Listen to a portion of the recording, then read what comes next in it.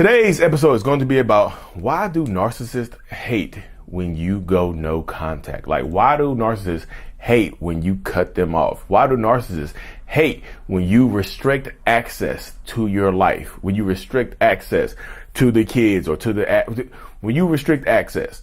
So I tell this to people all the time. A lot of narcissistic people want control.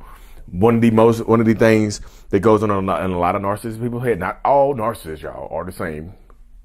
But one of the things that goes on in a lot of narcissistic people's head is that we want control over our circumstances and the people whose lives that we are directly involved in, or whose lives are, directly entangled with ours. We want to control every single thing around us.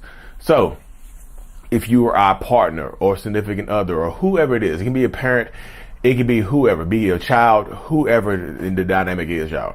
Because no contact, when you're doing a narcissist, no contact works for every narcissistic person. It's the same thing. No contact makes narcissists feel like they have lost control over you. And most people, if it's an intimate relationship, most people are going to automatically think that you're trying to replace them, because that's typically what they would do to you. Narcissists, a lot of narcissists, toxic people, whoever, think that you think that you think they think that you think how we think. They think that all the behaviors are similar and things like that, that everything that you do, we do the same thing. Like, we all do the same thing. We're all, accountable for the same types of things, the same type of dynamic and things like that. But you're not like that. Some of you might be, but most of you are not like that. Most of you don't have that narcissistic, toxic ass mindset where you want to control people to the point where you don't care how how their quality of life is, as long as you're getting something from them. So when you go no contact with a narcissist, they hate that. Yeah, we hate it. Yeah, we hate it because there's no control. There's no nothing. There's we think you've moved on. It was an intimate relationship.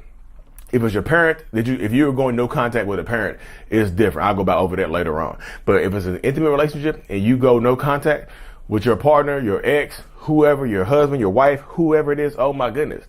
Yeah, they might become extremely obsessive because they think that you are trying to replace them with someone else. It automatically goes there. That's what my mind goes to. Like, oh my goodness, they're trying to replace me with somebody else. I got to get back into their life. I got to get involved in their life some way, shape, or form. I got to call them. I need to talk to them. I need to message them. I need a response from them. I need to know that they are just by themselves because I don't want them to move on to anybody else. And some of them, not all of them, this is just very small point. Some of them go into the mindset that if I can't have you, no one will. So if they say that to you, take it seriously. Don't just, they're not like that. Take it seriously, because some people crack. When they think they've lost control of you completely, when you go no contact and they can't see your life or whatever, they might crack. They might snap. Restraining orders. The Second Amendment is there for a reason, to protect you in your home or wherever you decide to go. I don't know what state or country you're in. But if you don't have the Second Amendment in your country, find a way to protect yourself, because people are crazy. Some people are crazy as hell. They just are. And they'll come for you. Go no contact. They're like, oh my goodness. Basically, they'll try to blow your phone up. They'll try to blow when you go no contact with a narcissist, they might exhaust all options. What I mean by exhaust all options, they might start reaching out to your friends, to your family, mutual friends, co-workers. They might try to pop up on you and things like that. That's when you see them for who they really are. Blubbering, crying, all this, that, and the third. You know what I mean? All this, that, and the third. Blubbering, crying, sniffling, snot everywhere, farting, all this other stuff. They are continuously doing this type of stuff because that's how the mind of a lot of narcissists and toxic people work right there, y'all. That's how it works. And that's why I tell people, just like, when you decide to go no contact, make a plan, y'all. Make a plan, and don't share it with people who you think might share it with the person that you're going no contact with, the narcissist or the toxic person. Don't share it with super mutual friends who might be on the fence or things like that, because they could disrupt your plan. They could disrupt your plan, blow it up in your face, and then that narcissistic person pops up while you're trying to move off. They pop up at your house. They pop up at your job. They pop up some way, shape, or thing. They pop up on you. So you are responsible for protecting yourself. You have to be. And I know a lot of people don't think, it's like they could become obsessive. I'm telling you, we hate it because we are losing control. We have lost control. That's why I tell people, when you break no contact, you lose. And that narcissistic person feels like they won, and they will treat you like they feel like they won. Yeah, if you break no contact and you go back to them or whatever, yeah, things might be good at first. Things might be amazing at first. They might go back to the person the person you met in the beginning. They might go back to that dynamic. You're like, oh my goodness, this is all I wanted this person to do. I've been begging for this kind of behaviors for years, and now I'm finally getting it. Maybe the no contact break is what we needed. Maybe that's what I needed. And then bam, they flip-flop back onto you. But typically, once you break no contact, you go back to them and something like that happens. They try to find a way to trap you. Sometimes they'll try to get you pregnant. They'll try to get pregnant by you. They'll try to get you to buy something. They'll try to get you to move away with them. They'll try to get you to do something like that out of the ordinary, y'all. They'll try to do something to tie you there so you can't go no contact again. You know what I mean? That fear. And if you have people and this also, y'all, if y'all break no contact, the people who helped you go no contact might lose faith in you.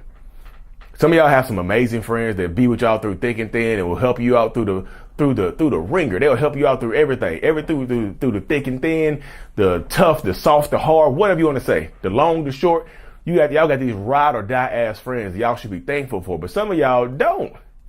Some of y'all have that friend that's just like, look, I'm gonna help you go no contact, but if you break it, you're done. And then y'all break it and then you lose a friend. So breaking no contact can lead to some isolation from you, because as a narcissist, if you break no contact, or I break through your no contact shield, your no contact wall, whoever helped you, I'm gonna be nice about them at first, but then I'm going to try to systematically eliminate them from your life.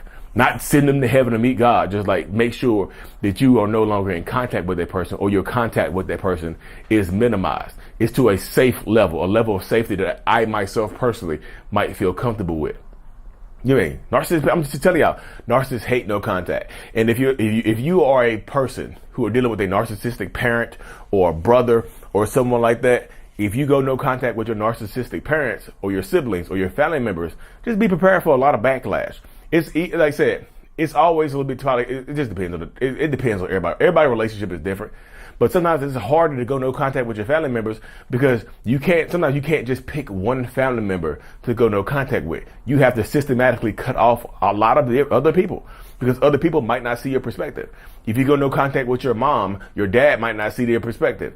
Your brothers and sisters might not see their perspective. Your friends might not see their perspective, or your cousins might not see their perspective. So when you go no contact with a family member, and like I said, that family member feels like they're losing control over you. That mom, that dad, it feels like they're losing control over you. They might try to lash out with a smear campaign and try to become super obsessive and try to ruin your reputation and make you feel guilty guilty by proxy. They'll tell other people, I did the best I could as a mom, I did the best I could as a dad, and they still cut me off. Some people are ungrateful. Your nephew, your cousin is ungrateful. Your brother is ungrateful. Your sister is ungrateful. Whoever you are going to be ungrateful. And a narcissistic parent, they'll try to blow your phone up and stuff like that too.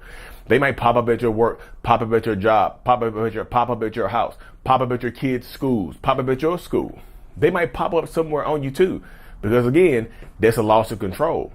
You're their parent. Like narcissistic parents think that their kids belong to them, and a lot of narcissistic parents feel like their kids are indebted to them, so you owe them the debt of your life. So how you gonna cut me off? How dare you? That's the mindset of a lot of narcissists and toxic people, y'all.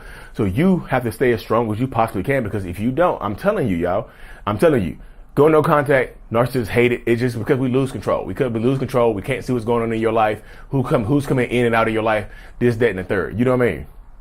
But when you're dealing with a narcissist, like I said, they're about to say, when you break it, the narcissistic person still has that resentment in them from when you went no contact. Their resentment doesn't go away. So, and they're gonna use it against you sooner or later. That resentment grows into something bigger. And like I said, once they feel like they have you trapped or something like that, or they feel like your usefulness, or they feel like they found a replacement for you, they'll cut you off.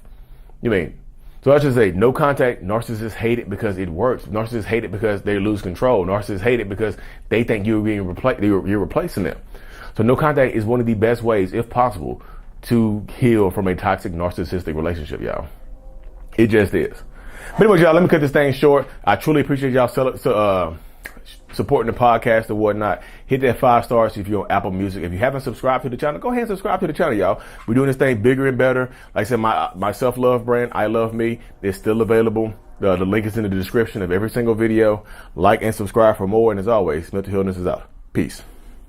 Thank you so much for making it to the end of my video. You are a mental healness rock star, and I appreciate you for being here. If you haven't already, make sure to click on the screen to subscribe to the channel and watch another one of my videos in my playlist. There's also a link available up here for you to purchase my kids' book, Remember It's Not Your Fault, on Amazon. So check that out. Thank you. I will see you in the next video. Peace.